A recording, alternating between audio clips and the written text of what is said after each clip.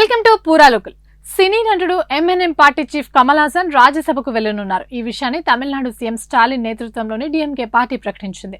తమిళనాడు నుంచి Salma advocate villains SR శివలింగం ను రాజ్యసభకు నామినేట్ చేసినట్టు ప్రకటించిన DMK Kamal Haasan party M&M కు ఒక రాజ్యసభ స్థానం కేటాయించినట్టు తెలిపారు.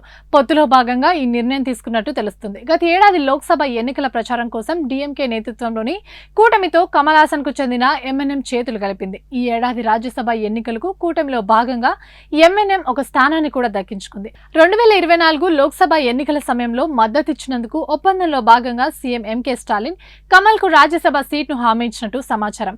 ఎంఎన్ఎం పార్టీ అధ్యక్షుడిగా ఉన్న కమల్ హాసన్ ఎన్నికల్లో మాత్రం చిత్తుగా ఓడిపోయారు.